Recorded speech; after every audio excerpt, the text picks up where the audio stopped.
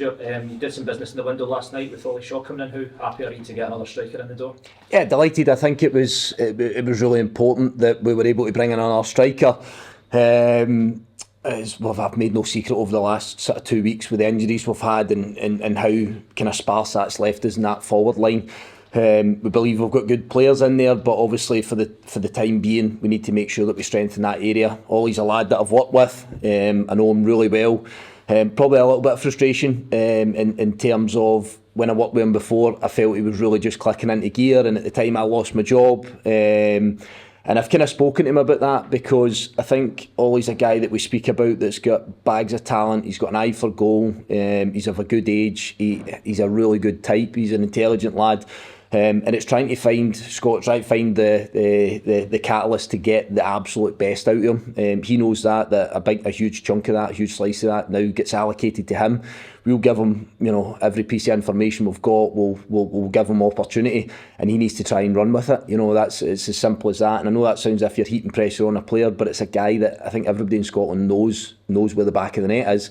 But we need to try and get him into positions, and we need to try and get him on the park to make sure that he tries to fulfil that potential that's been there for several years. I was excited to sign him before at Ross County, and when the opportunity came up this time around, then I felt it was a pretty decent fit for how we're playing. And as I say, if we can get him into positions that we think that we can, we have done since sort of February since I came in, then I think he's a guy that can convert several chances and hopefully sort of kick on in his career. Is he somebody that could feature this weekend? Is he ready to go and be fully fit? Yeah, he's fit. He's probably a little undercooked in terms of game time, would be fair to say, but he's fit. He's an actually fit lad. He's been training. He has no issues or injuries or anything like that, so he's certainly someone that could feature in our squad. We're delighted to get him in just now, rather than that sort of chaos and that manic aspect of the last hour.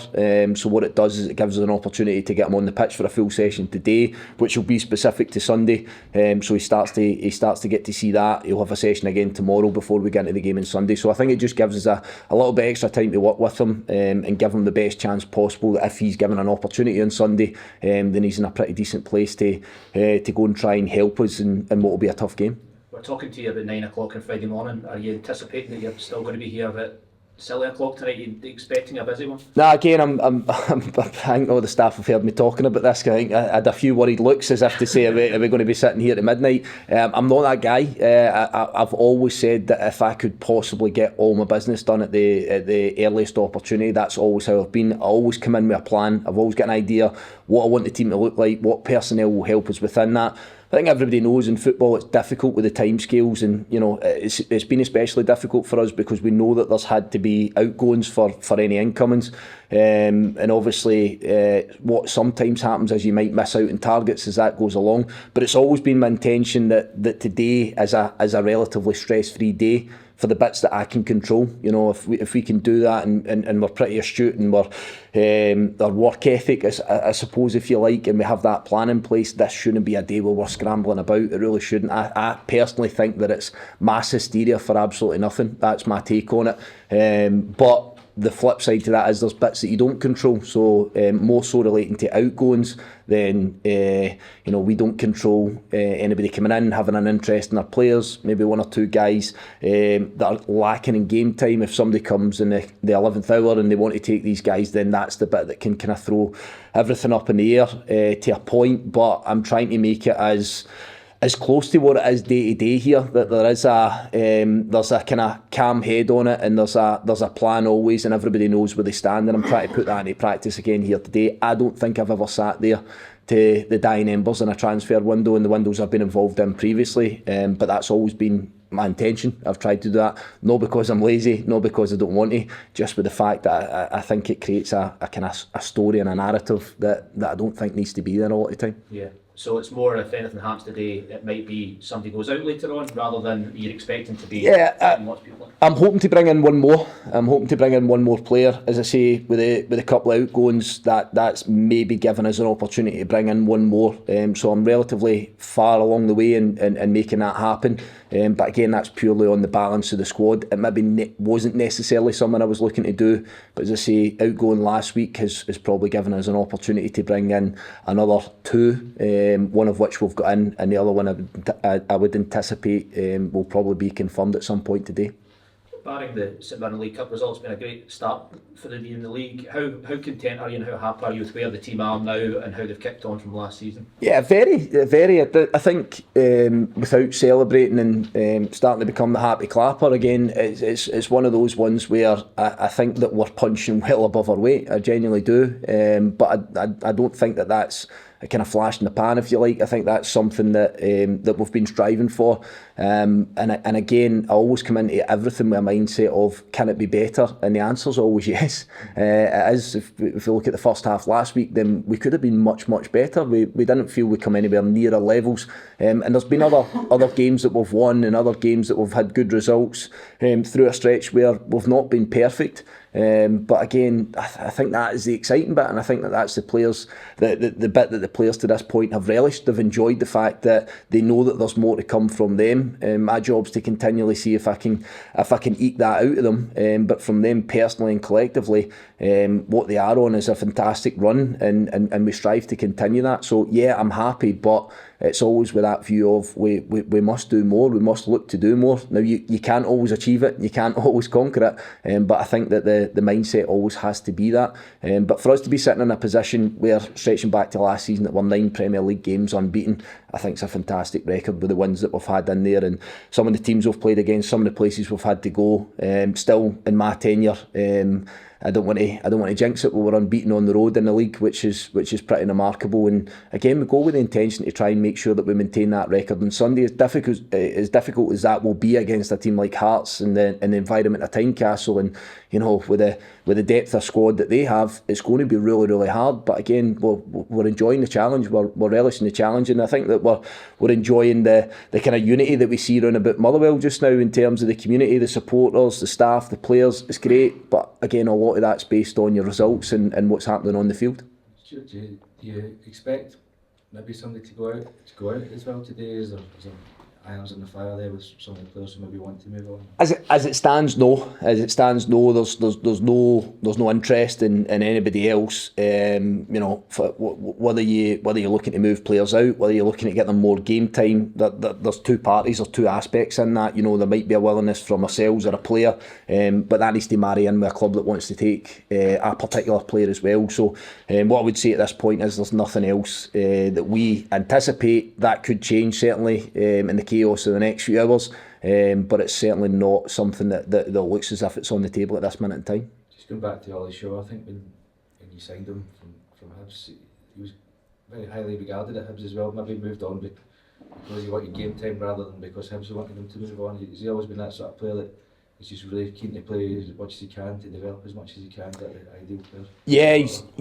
really receptive. Again, I think at the time, I think I've been involved in 2 small transfer fees in my managerial career. One of which was Ross Stewart. Which let's see what happens in the next few hours with that one. But it looks, I'm seeing rumours floating about that he's going to go for a substantial amount of money, and the other one's Ollie Shaw. And there's a reason why I managed to get, it's a small amount in relative terms to try and invest in these guys, but my mindset hasn't really changed in Ollie Shaw in that. I did feel that there was something there, and I did feel that there was a proper career to be had and a lot of goals to be scored, and for him to play at a high level. Now that's maybe not materialised over the last few years. I think Ollie will stick his hand up to that as well, but I'm fully intent on trying to see if we can get the player that I believe he can be, and I think he showed it in fits and starts. I think he showed it in spells, but from the opening conversation with him, he had a real willingness to come here and work with me again. I had a real willingness to work with him. It's in an area of the park that we need to try and add some firepower, and we need to add a little bit more quality just because we're short in numbers, and I felt he was the right guy for the job. So again, I pinned my hat on him, and I really hope and I think that he'll reward us for that little bit of faith. Do you still bring that up to players as well, what's happening with Ross Stewart and where he was? No, I think 5 years ago. Listen, it's a brilliant story. If that transpires today and he does make a big move today, for Scottish players to be moving for big sums of money is always a good thing in my opinion. I'm probably just more trying to make the point that I've never been in a position of luxury of paying transfer fees for players. As I say, I have done for 2. Ollie Shaw is one of them, and again a small amount, and Ross Stewart was the other one, a small amount. So I'm just trying to make that point that with the amount of players that have maybe crossed my path over the years, there has only been 2 that there's been those fees paid for. I think that indicates, you know, that you think that there's real potential and that there's someone that can sort of kick on and make themselves a greater value than what you've brought them in the football club as.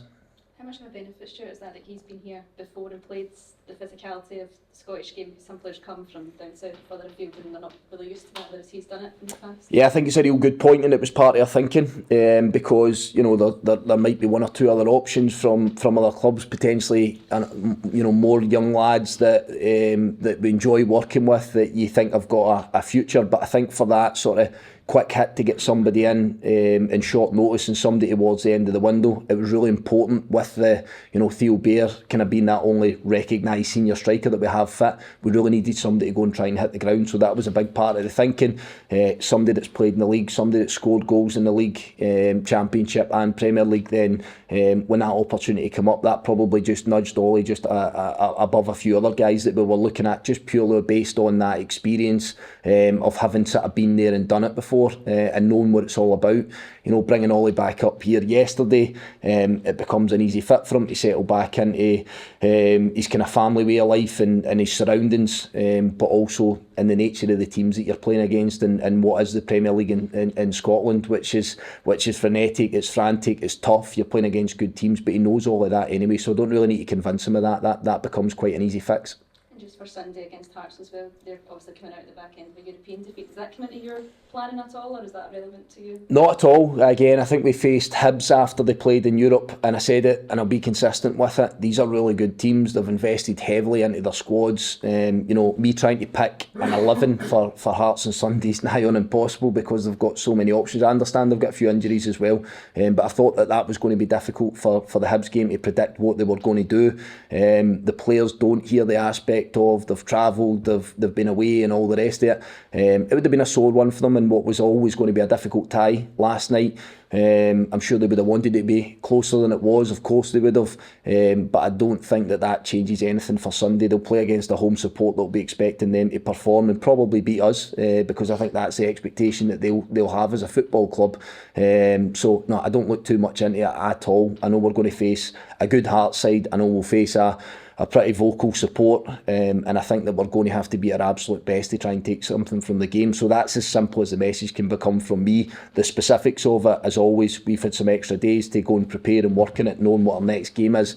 So we've been really specific on how we want to play, but also what we think Hearts will do, not so much in personnel, but how they'll maybe try and set up. And it's important again that we try and execute that game plan that's been set there, ever since it came in.